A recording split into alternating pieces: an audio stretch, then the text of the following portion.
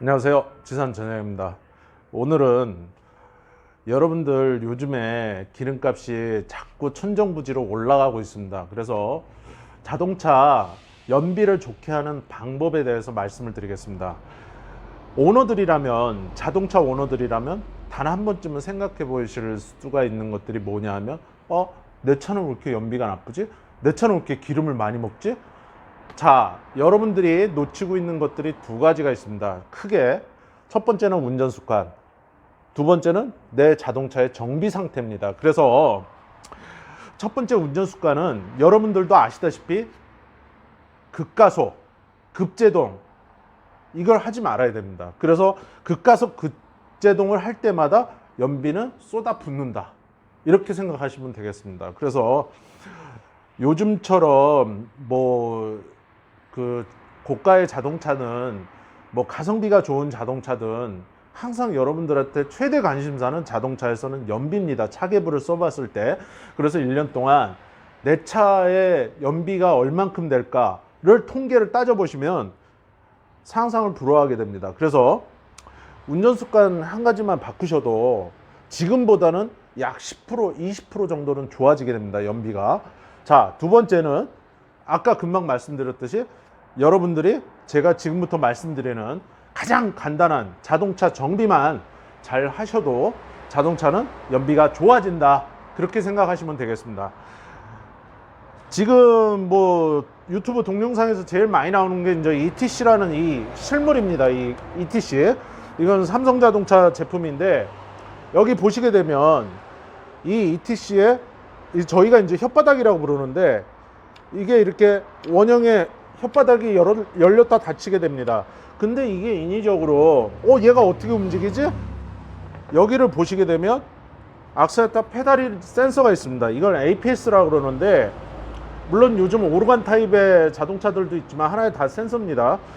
이런 식으로 무심코 밟았던 악셀레터 페달, 이 센서가 하나의, 여러분들은 기계적인 어떤 악셀레터 페달이구나, 브레이크 페달이구나, 하나의 센서입니다. 그래서 APS, BPS 이런 식으로 부르는데, 얘를 얼마나 내가 발로 밟으냐, 물론 리스폰스가 생기겠지만 요렇게 응답이 이런 식으로 오게 됩니다.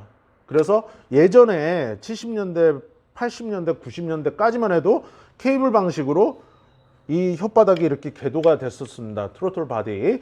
그래서 여러분들이 이렇게 보실 때 ETC라는 거는 일렉트릭 트로틀 컨트롤의 약자입니다. 그래서 이 부분을 DIY하고 자가 정비하고, 그래서 클리닝하고 물론 잘 하시는 겁니다. 하지만 정비업소에서 반드시 뭐를 하셔야 되냐면 학습값을 초기화해야 됩니다. 그런 맹점이 있기 때문에 내가 이거 클리닝을 했으니까 연비 좋아지겠지, 학습값 초기화 하셔야 됩니다. 이건 여러분들에게 꿀팁을 제가 가르쳐 드리는 겁니다. 그래서 이렇게 뒤에 보시게 되면 이 부분이 이렇게 상당히 더럽습니다, 지금. 그래서 저희가 시중에 어떤 약품들, 거품식 약품들이나 이 차종에 맞게끔 약품들로 해서 이제 저희가 클리닝을 하고 청소를 하는데, 여러분들이 집에서 DIY를 하시던 어떻게 하시던 3만 킬로 이상 된 가솔린이나 LPI 자동차들은 반드시 여기를 청소를 해 주셔야 된다. 그 정도만 해도 연비가 최하 5%에서 10% 정도는 올라갈 수 있고 좋아질 수가 있습니다. 그래서 실차를 여기 이렇게 보시게 되면 이 부분이 ETC라는 겁니다. 그래서 아까 이 ETC 삼성 거와 비교를 했을 때 물론 모양은 틀리지만 이 에어 호스를 통해서 에어플로 센서가 있고, 이 에어 엘리먼트, 우리가 시중에서 흔히 말하는 카센터에서 오일 갈 때 에어 클리너가 여기 들어가게 됩니다. 정식 용어는 에어 엘리먼트인데, 이 클립을 풀러서 간헐적으로 좀 먼지를 고압으로 청소를 해주셔도 깨끗한 공기가 들어가니까 당연히 좋아지겠죠. 그래서 얘가 더러워지는 이유는 엔진 내연기관에서 흡입, 압축, 폭발, 배기라는 행정을 했을 때 이 흡기 다기관에서 역할을 해서 거꾸로 나가게 됩니다. 그래서 그 카본들이 여기에 이렇게 침착이 되면서 TPS라는 트로틀 포지션 센서가 못 읽으면서 ECU는 컴퓨터는 내 차가 지금 상태가 안 좋구나. 자동차 제작사에서 만들어 놓은 어떤 학습값에 의해서 얘는 움직이게 되어 있습니다. 근데 그 학습값의 허용 오차를 벗어나면 뭐다? 연비는 나빠진다.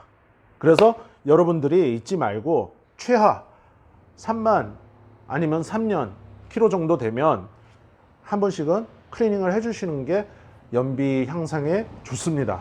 그리고 전에도 한번 말씀을 드렸지만 이 점화계통, 이 고압을 흘려보내는 이그니션 코일과 스파크 플러그라는 것이 있습니다. 그래서 이 아이들 같은 경우도 보통 5만, 6만 정도 되면 점검 및 정비를 해주시는 게 좋고, 뭐 10만 킬로까지 뭐 타시는 분들도 있는데 알뜰하게 타는 것이 아닙니다. 차계부를 써보시면 실제 이 스파크 플러그의 이 팁이라는 요 끝부분에 요 팁이 잘 보이실런가 모르겠는데 요 부분이 팁이 되겠습니다. 요 부분이 전에도 한번 말씀을 드렸는데 요 팁이 마모가 돼서 이렇게 없어지게 됩니다. 라이터 돌처럼.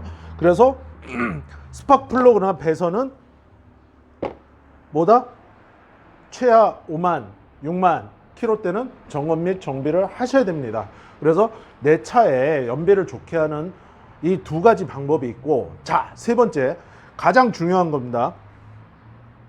여러분들 엔진오일 교환하실 때 타이어 공기압 보시죠? 절대 아니라고 제가 전에 한번 말씀드렸습니다.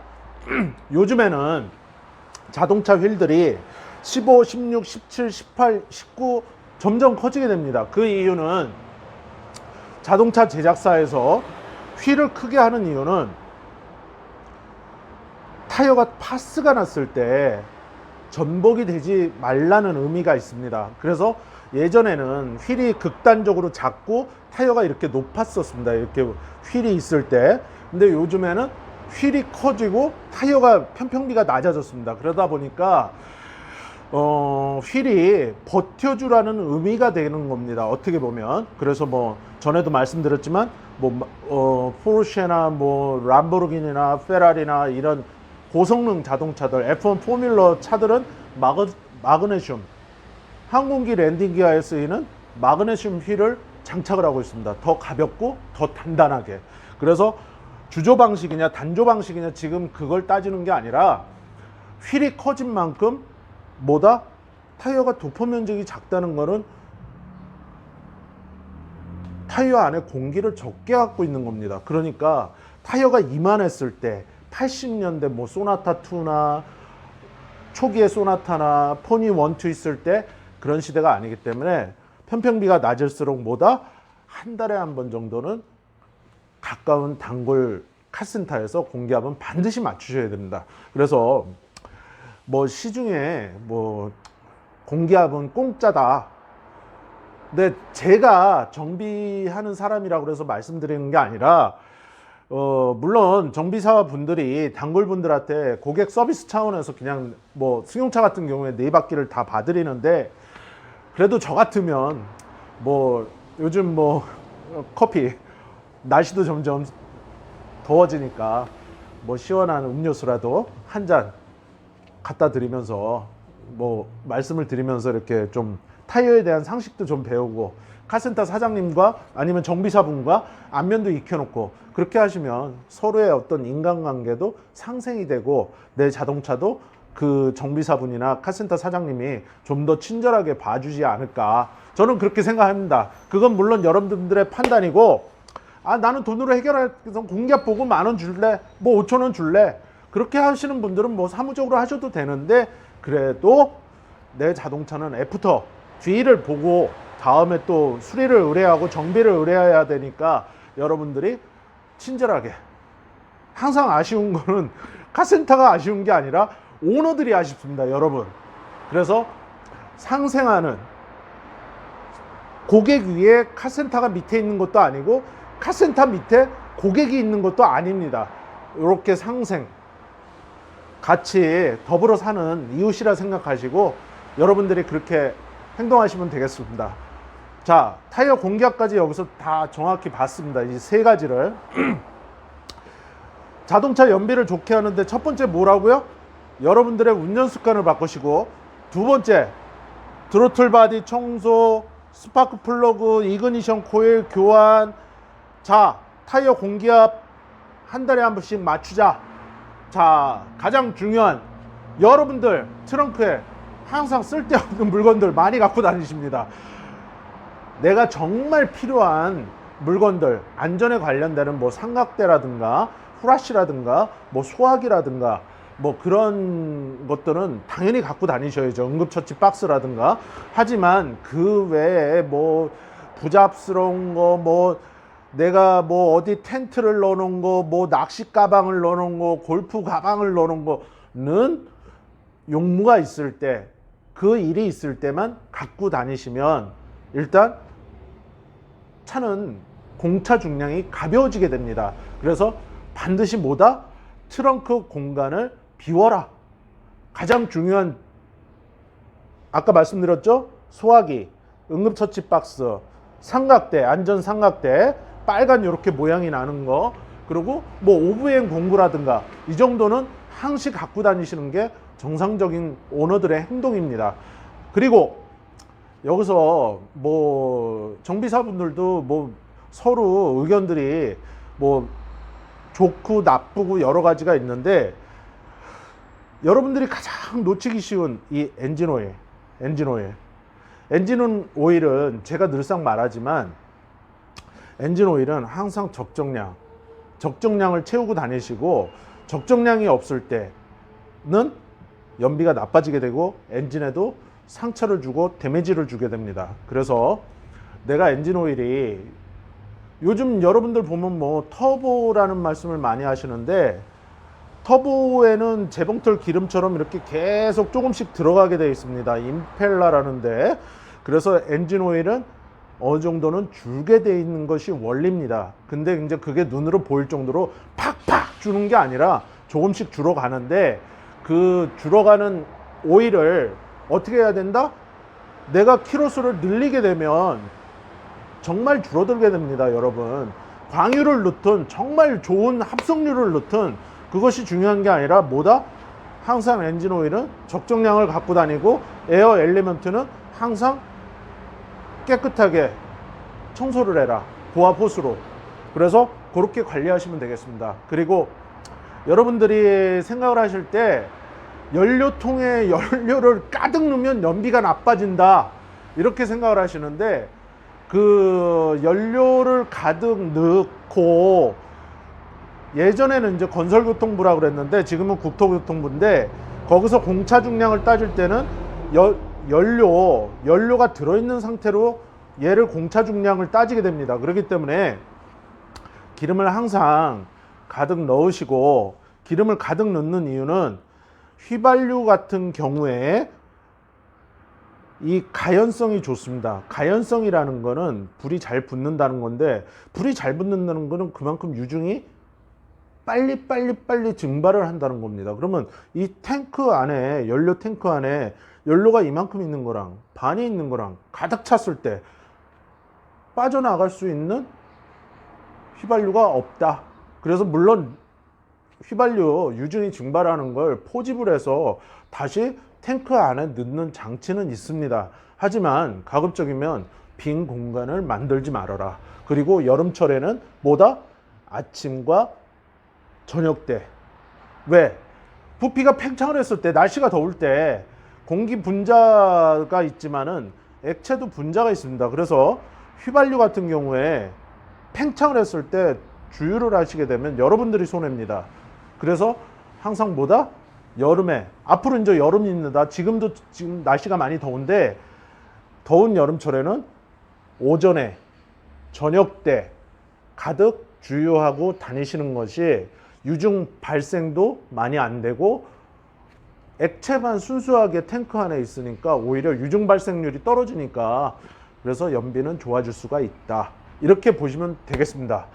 자, 오늘은 자동차 연비를 좋게 하는 방법을 말씀을 드렸는데, 뭐 내가 이제 뭐 안전하게 운전을 하고 잘 운전을 하고 그런데 정비가 미흡하다 그러신 분들은 내 자동차, 내 가족의 안전을 책임지는 자동차의 정비 부분을 보시고, 정비는 잘하는데 또 운전 습관이 안 좋다.